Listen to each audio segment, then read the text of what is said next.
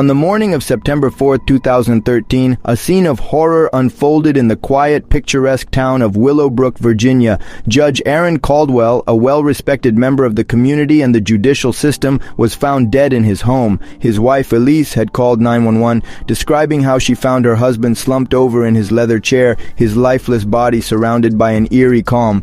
Initially, the police believed the scene to be a suicide. A revolver was found on Aaron's desk, and there were no signs of forced entry, leading investigators to conclude it could have been self-inflicted. But something didn't sit right with Detective Carla Haynes. She observed several discrepancies in the scene. The angle of the bullet wound suggested that Aaron could not have shot himself in that position. There were signs of a struggle, papers scattered around, the room in disarray. Additionally, the revolver appeared too carefully placed. After a closer examination, the detectives found no gunshot residue on Aaron's hands. The decision was made to reclassify the case as a homicide, setting off a chain of events that would reveal a deeply troubling story of infidelity, obsession, and murder. The town was in shock. The well-liked judge, revered for his integrity, was not just a victim of violence. He had been living a double life, one that would soon come to light. Aaron Caldwell had built a life that many envied. A highly respected judge in Willowbrook, Virginia, he was known for his professionalism,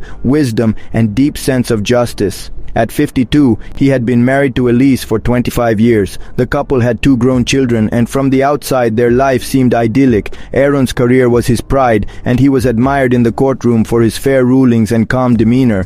But Aaron's personal life was far from perfect. Despite his success, there was an underlying dissatisfaction. His marriage to Elise had grown cold and distant over the years. Elise was an elegant woman, deeply involved in the community, organizing charity events and attending social gatherings.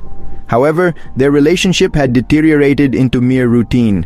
They no longer shared emotional intimacy, and their conversations had become transactional, revolving around household matters or public appearances. As time wore on, Aaron began seeking companionship elsewhere. He found what he thought he was missing in a young, vibrant college student named Sophia Lane. This was where Aaron's life began to veer off the path of righteousness that he had cultivated in his career. He was no longer the upright judge. He was a man driven by desire and the excitement of a secret life. Sophia Lane's introduction into Aaron Caldwell's life was innocent enough. She was a 20-year-old student at Willowbrook University, studying political science. From a modest background, Sophia's dreams of a better life and career were her driving force. She was ambitious, intelligent, and eager to make a name for herself in a world that seemed out of reach. Aaron, a respected and established judge, became a beacon of success in her eyes. The two initially met through a mentor-mentee relationship, with Aaron offering guidance to Sophia in her academic pursuits. At first, Aaron maintained the boundary of professional mentorship. However, it wasn't long before a more personal connection began to develop. Sophia, impressed by Aaron's authority, maturity, and wisdom, found herself attracted to him. Aaron, meanwhile, was struck by Sophia's youth, ambition, and the admiration she openly showered him with. The attention was flattering, a stark contrast to his growing dissatisfaction with his marriage to Elise. Over time, their meetings became more frequent, and their emotional bond grew deeper. Sophia's influence on Aaron became apparent as she began to shape his actions and decisions. He increasingly relied on her, seeking her advice on personal matters and, in turn, offering her advice about her future. The line between professional and personal began to blur, and Sophia was gradually drawn into Aaron's world. He would lavish her with gifts and expensive dinners, and Sophia reveled in the luxury of his attention. However, what began as a relatively innocent affair soon morphed into something far more complicated. For Aaron, it was an escape, a way to reconnect with a sense of passion that was missing from his marriage. But for Sophia, the relationship quickly evolved into an obsession. She believed that their bond was destined to grow into something greater, with Aaron leaving Elise for her. The more she was drawn into the affair, the more her expectations grew, and her emotional attachment deepened. She believed she was the center of Aaron's life, unable to fathom that, to him, it was nothing more than a temporary escape. The contrast between their views of the relationship would prove to be the beginning of the end. As their affair progressed, the disparity between Aaron and Sophia's expectations became increasingly evident. By early 2013, Aaron began to feel the weight of his double life. His marriage to Elise was faltering, and he was increasingly torn between his commitments. The affair, while exciting, was becoming a liability, something that could ruin everything he had worked for if it were to come to light.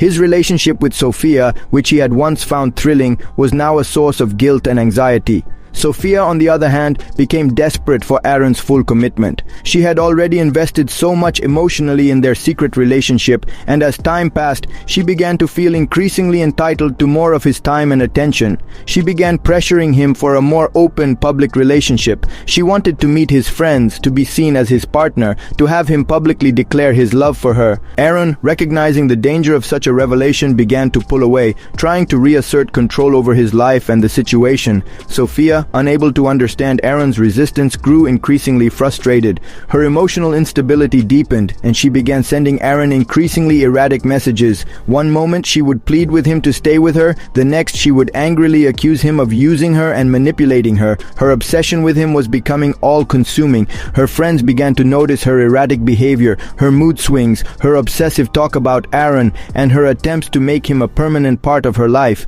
Aaron, overwhelmed by the intensity of her feelings, made the decision to end the affair, believing that it was the only way to regain control of his life, but this decision would prove to be disastrous. Sophia's obsession had reached a breaking point, and she refused to let go. The thought of losing Aaron was more than she could bear. She became obsessed with the idea that Aaron would abandon her completely, and her world began to unravel.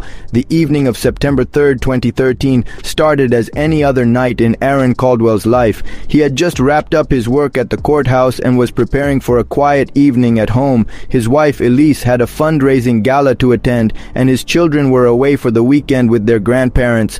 Aaron planned to spend the evening in his study, working through some papers and relaxing with a glass of wine. Little did he know that this night would be the last of his life. Sophia Lane, meanwhile, was in a state of emotional turmoil. The weeks of tension and emotional manipulation had taken their toll on her. Aaron had distanced himself from her in recent days, refusing to take her calls or answer her texts. Her mind raced with thoughts of abandonment, and she couldn't bear the thought of losing him. Desperate for closure, or perhaps a final chance to salvage their relationship, she made the decision to go to Aaron's home. Sophia had a spare key, given to her by Aaron in the early days of their relationship, when their affair seemed fresh and full of promise. By 11 p.m. she was standing outside his house. The house was dark, and from the outside there was no sign of anything out of the ordinary. She slipped inside through the back door, knowing Aaron would be in his study, alone. The quietness of the house felt oppressive, and the weight of what she was about to do gnawed at her. Inside the study, Aaron sat at his desk reviewing case files. He was startled when he heard the door creak open. Sophia stepped into the room, her eyes wild with emotion. She looked disheveled, her hands trembling as she clutched a purse to her chest. At first, Aaron remained calm. "Sophia, what are you doing here?" he asked, standing up from behind his desk. He could sense the tension in the air, the unsettling urgency in her voice. "I need to talk to you, Aaron. Please," she said, her voice almost pleading. "You can't just walk away from me." Aaron sighed, his heart sinking. He had made it clear that the affair was over, but Sophia refused to let go. "Sophia, we've been through this. It's over between us. I need to focus on my family," he said firmly, hoping to calm her down. But Sophia, who had spent weeks spiraling into obsessive thoughts, wasn't willing to accept this finality. She felt betrayed, used, and more determined than ever to make Aaron understand how deeply she loved him.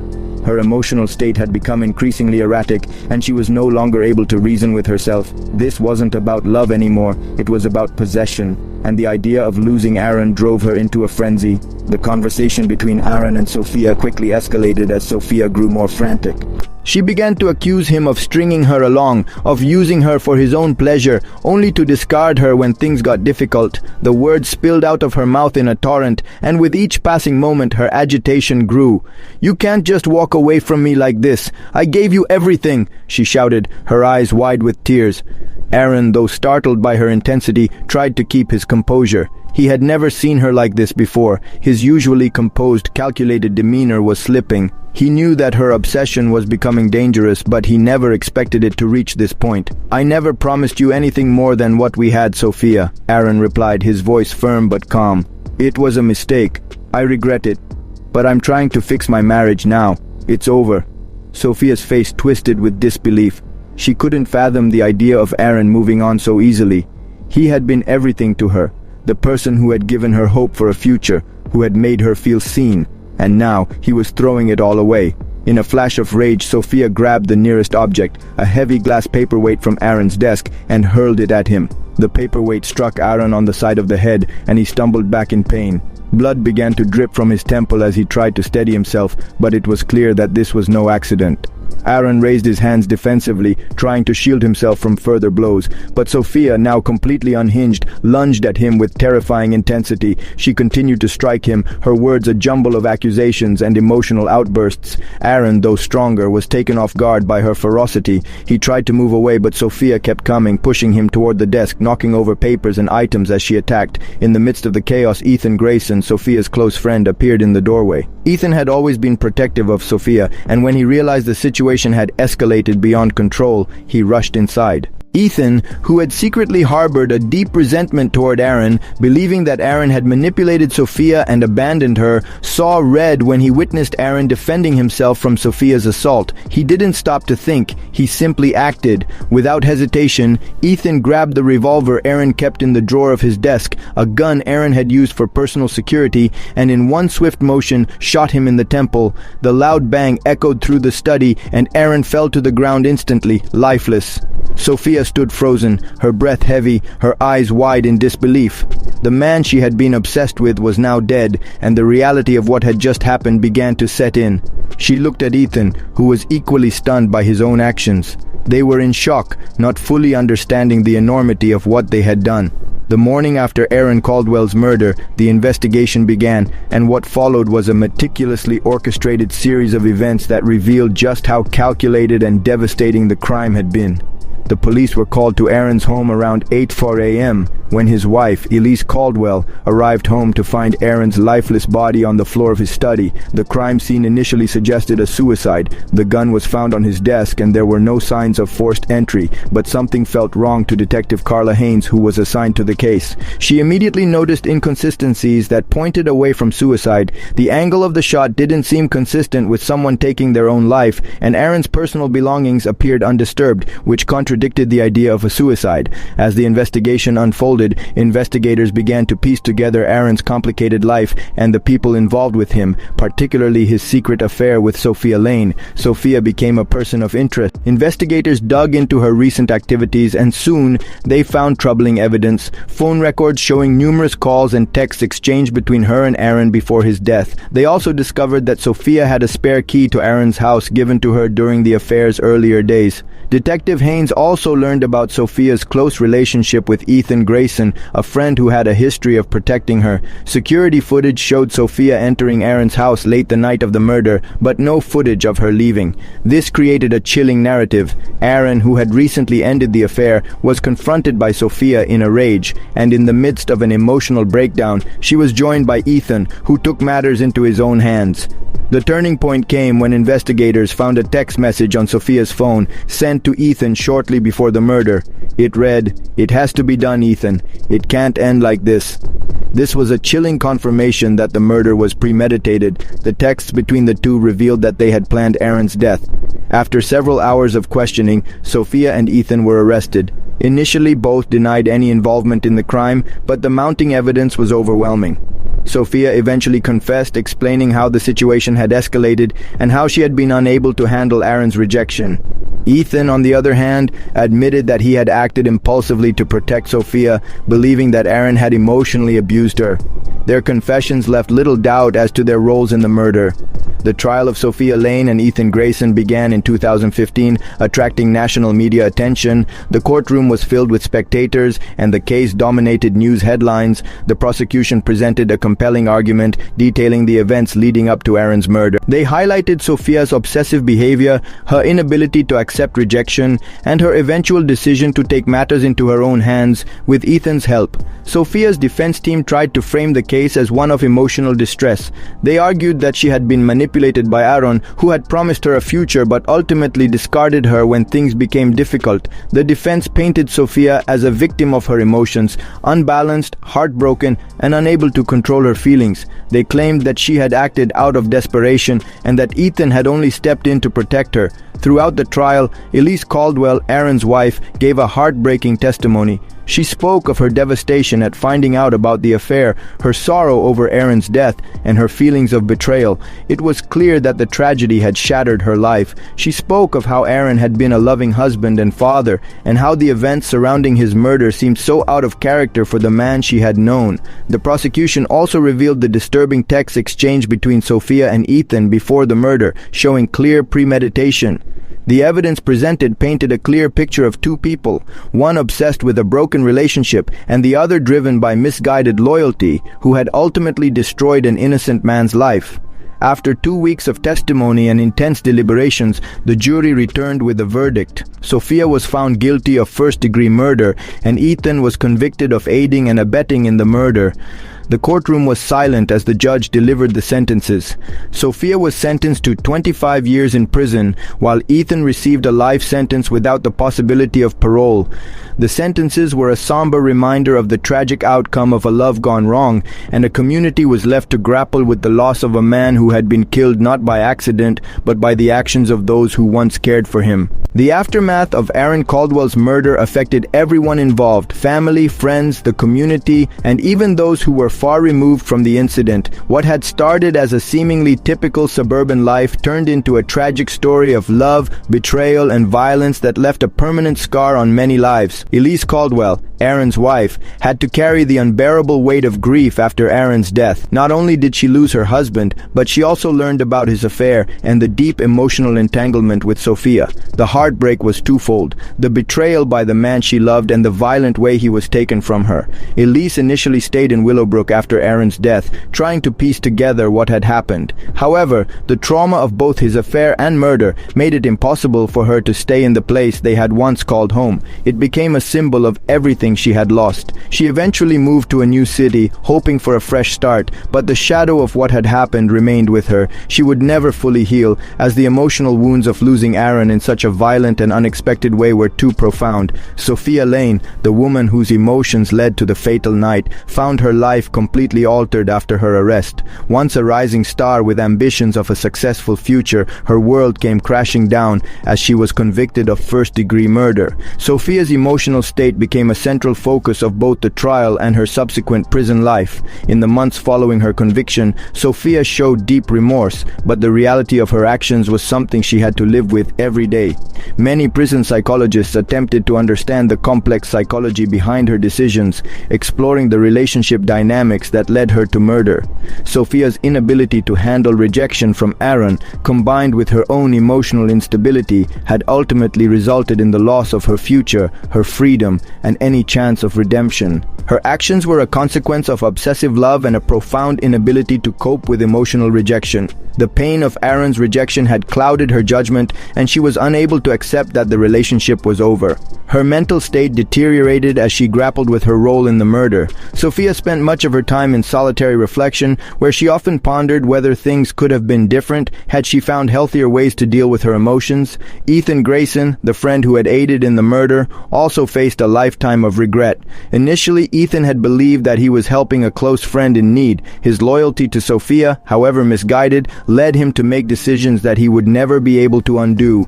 His conviction and life sentence served as a reminder that actions born out of misplaced loyalty can have dire consequences.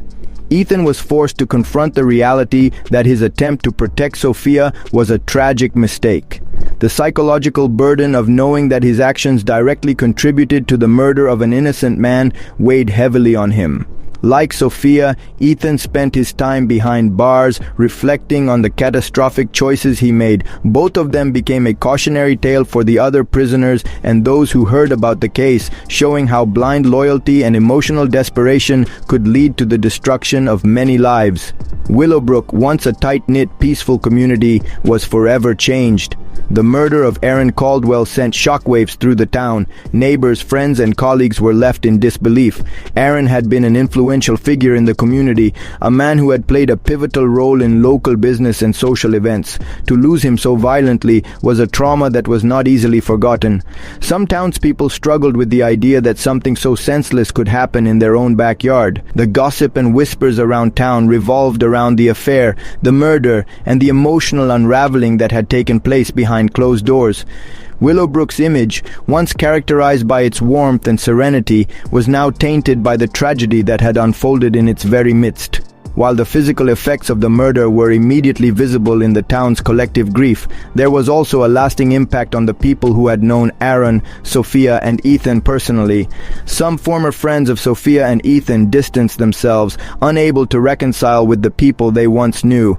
The emotional toll of understanding that two people they trusted were involved in such a brutal crime left many questioning the nature of human relationships and what could drive someone to take such drastic actions.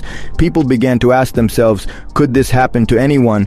What's the tipping point? As we close the story of Aaron Caldwell's tragic death, we are left with more questions than answers. What caused Sophia to snap in such a violent way? What triggered Ethan to take such drastic steps in aiding her? And most importantly, why do people sometimes allow their emotions, particularly love, to become so overwhelming that it leads them to make irreversible decisions? The chilling truth is that this is not just a one-off tragedy. This case highlights how destructive and unpredictable human emotions can be, especially when people lose sight of their own mental health, personal boundaries, and the ability to let go of toxic relationships. At its core, this story is about obsession, manipulation, emotional imbalance, and the tragic consequences of an inability to move on. Sophia's emotional attachment to Aaron, despite his attempts to end their relationship, grew into an obsession. She couldn't accept the rejection. This is often seen in cases of unrequited love or when people are unable to accept the end of a relationship. But beyond the surface, there were deeper issues at play, issues of self-worth, emotional neglect, and a fear of being abandoned that led to irrational and impulsive actions. Ethan's role was equally complicated. His blind loyalty to Sophia blinded him to the consequences of his actions. He believed he was doing what was right, protecting someone he cared about, but his protective instincts were based on a distorted sense of reality where he failed to recognize that his actions were leading to something irreversible. Could Ethan have acted differently if he had recognized the warning signs? Could he have stopped the violence from happening? These are the kinds of questions that linger in the wake of this tragedy. The emotional devastation of this story raises critical questions about human nature.